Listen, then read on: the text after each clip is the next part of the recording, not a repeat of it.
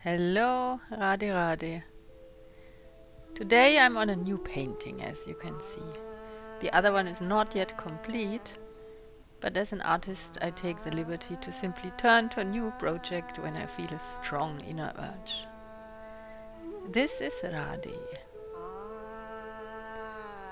She is the person who is behind the words with which I greet you always. And I want to tell you a bit more about who she is and for what she stands. The belief is that she was a historic person roughly 5,000 years back. A simple cowherdess living in a rural area in North India, the forest of Vrindavan, through which the river Yamuna flows. But this actual physical person is long gone, and what is important for us nowadays is the deeper reality, the spiritual truth which she embodies. This deeper reality is that she is an incarnation of the female divine, an aspect of the goddess. Here I may be allowed to remind the non-Hindu audience again that Hinduism is polytheistic only on the surface. The divine is essentially one, but seen in many ways. If we approach Hindu philosophy, we have to try and leave the logical mind behind to a certain degree and use the capacity of intuition. Some kind of inner sight needs to be allowed to take over. In the West, we find this kind of inner perception in C.G. Jung's psychology, his teachings about archetypes. Nowadays, most of us are aware that we have a vast unconscious and that the I complex, which is the acting agent in the time-space continuum, is only the tip of an iceberg of what we are. Underlying is a vast unconscious, which actually determines our impulses and desires. Generally, it is so that the more unaware we are of what is unconscious, the more it can lead us. It is much as electricity is an underlying truth in matter. A Stone Age person did not know its principles and so called a lightning the outdraw of a god. Yet nowadays we have discovered the hidden truth and can tame the energies and use it for our convenience. A Stone Age person would have considered as magic that pressing a button on the wall can light up a dark room. Likewise, the gradual discovery of the functioning of what is unconscious in us will increasingly help to get above negative, destructive impulses of human nature like anger, jealousy, greed, possessiveness, and xenophobia. As we find the access to the deeper being in us, the soul personality, which is untouched by these lowly impulses, we will come closer to that what the cowherdess Radha symbolizes. Union and harmony through love, the highest possible love, such as Christ calls for when he says, "You should love your fellow human as you love yourself." Mind.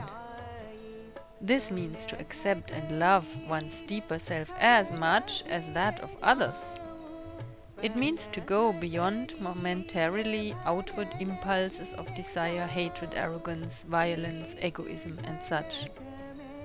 Now, if we accept that all of us have inwardly access to the deeper self, the universal consciousness, then we can find in us the energies of the universal mother, the mother who is wisdom, beauty, and harmony. If we are willing to make the effort and go deep within, we find the connection to the spirit of psychic love and transcendental bliss, Ananda in Sanskrit. In Hindu thinking, it is this universal mother, the Shakti, whose power brings forth this whole cosmos, yet acts also in us. The phenomenal world is around us, and scientific thinking, physicists, engineers, technicians, discover more and more the underlying laws of its functioning. Also within us, in the subliminal of our own psyche, are certain mechanisms which can be known and discovered. These are from inside the powers of the Divine Mother ordering and directing us. The Radha Shakti is the power of divine Ananda, love and bliss, incarnate in a human form. The intensity of this Ananda is very difficult to understand for our human consciousness. The pictures of the Radha Krishna Leela, Leela literally means game, are often painted as a kind of human romance which doesn't really describe the truth behind it at all. The German national poet Goethe wrote, "Nothing is more difficult for human beings to bear than 3 days of pure happiness at a stretch." We humans are used to a constant change of ups and downs. Our mind and consciousness is used to this mixture and to the restless running of our own thoughts. We are not masters of our own mind and also not of our emotional mood swings. We are more or less helplessly reacting to whatever triggers come from our surrounding. The intensity of Ananda, bliss, and powerful spiritual ecstasy which can come from above, from the divine, which Premamai Radha embodies, this is difficult to contain by us humans so far.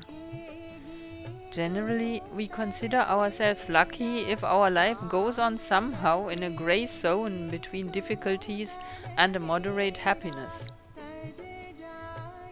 Yet in the song from Mira, which we hear today, she tells symbolically about a human soul, the Gopi girl, yearning for harmony and bliss beyond all human difficulties and limitations.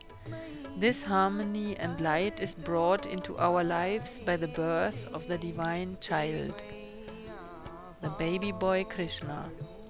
He is born in Nanda's house, the ruler of the cowherd community. Those inhabitants of the village who have the inner ability to recognize the divine, the gopis, the milkmaids, they come running to greet the divine. A young woman, a gopi, is pleading with her mother-in-law to let her go and see the divine child Krishna. The mother-in-law resists by blaming the girl of laziness and irresponsibility. Back in the days, the mother-in-law was the highest authority in the house. Yet here she symbolizes also the resistance of conventions, traditional ethics, and institutionalized religion, which at all times prevent the individual soul from finding a true spontaneous relationship with the divine. Radha is mentioned as passing by on her way to see the baby. She is the example which one has to follow if one wants to find closeness to the child, the divine light. As such, she is the highest authority, the wisdom teacher whose example we have to follow if we want to establish more harmony and joy in our daily lives.